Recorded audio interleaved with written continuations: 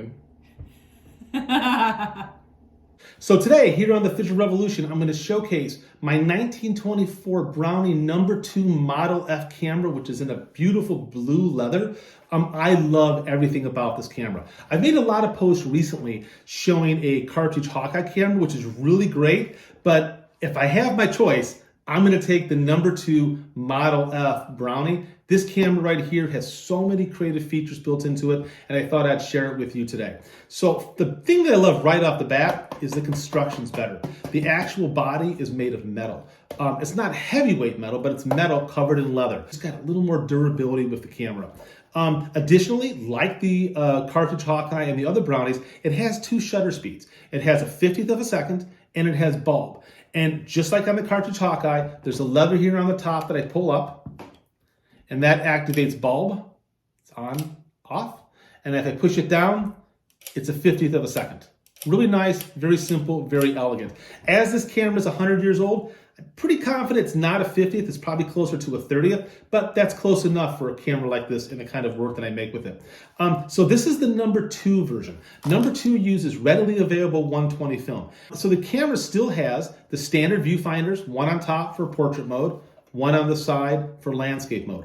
I will say that the viewfinders are far better in this Model F than they were in the cartridge Hawkeye. They're much brighter. And if you look at the inside construction, they actually have a better magnification, a better distribution of light than the earlier models do. So that's a really big plus because it's difficult sometimes to see through these type of viewfinders. This camera has 3 f-stops, which I really find to be just amazing. And it's activated by using this little pull up right here on the front.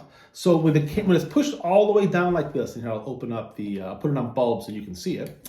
When it's like this, that gives you f/16. So the fastest this lens is f/16. If I pull it up 1 notch and it pulls to a click, and you can see it's up now, that gives you f/22. And if I pull it up 1 more, that gives you f/32. So that really helps a lot in terms of your exposure when you're out shooting, having those 3 different f-stops. And then once again, I can just close it or push to turn off the bulb. The camera has 2 tripod sockets, which was missing on the other cameras, one for portrait mode, one for landscape mode.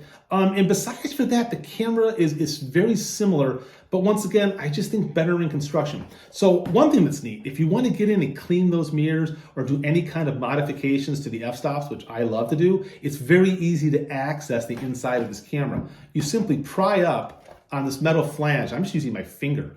And the entire front panel pops right off. You can see the inside of the camera is still that wood construction on the front panel, the way it is in the cartridge Hawkeye. It's just some of the components are better. As I said, the mirrors are a little better, the viewfinder's a little nicer, and you can see here when I pull up, it's got these little locks, these little indents where the different f-stops lock in. Now you'll notice on mine, I've got a neutral density filter taped in there. That's a 6-stop neutral density.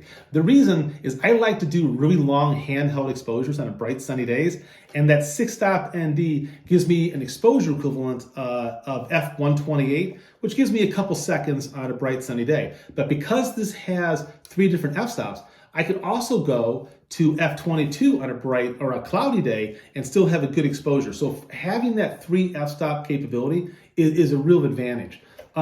Everything else on the inside construction here on this is the same. It's still that standard 105mm meniscus lens. However, I had my meniscus lens, I've inverted it and turned it in the wrong direction. Now, the reason I like that is that when you flip a meniscus lens in a camera like this, the foreground gets additional sharpness and additional depth of field, and the edges and the background become softer. So I sort of like that slightly distorted, slightly softer rendering on the outer edges, and I'm much more interested in what's 3 feet to 10 feet being sharp than what's 10 feet to infinity being sharp. That's just personal preference. So let me pop this front cover back on.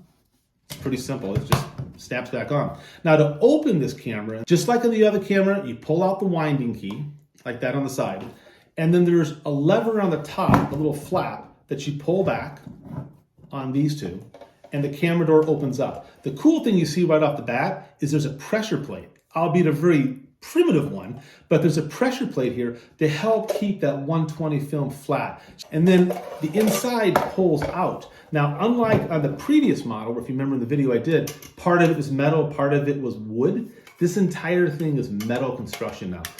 It's nothing amazing, as I said, but it's metal and it's just a little bit nicer to work with. It also has additional rollers here on the top and here on the bottom to help the film move smoothly through the camera. And they got rid of those prong systems that you have to pull out to load film. It has a front loading system. I think you can see it right here, where this is on the bottom, but you can see there's a spring mechanism right here, and the take-up spool just pops in and is held in place. That is so much easier to load and unload, especially in cold weather like right now in Vermont. If I'm wearing mittens or something or gloves and trying to keep my hands on the other camera, it's an absolute nightmare. So let's load up a roll of film. This is a roll of Velvia 5120 that's very old, but I like how it looks. It's been frozen this entire time, so it's absolutely fine. And what we're gonna do, this is easier to load now. So the camera it says top. You can see that stamp right there on the thing that says top. So that's the top. That's where the fresh spool of film goes in. And I pull it across, and it pulls across that roller. And then we get to the bottom here, and I feed it in to my take-up spool. And what's nice is I can tension the take-up spool from right here using my fingers on this to tension it. That's about how the film should look. It should be about like that. It's all loaded up real nice. Everything is within the rollers, and then that just slides into the camera like that. The back door closes. You push this back in, and then you turn it until you see a number one. Number one. So number one is in the back window, and we're ready to shoot.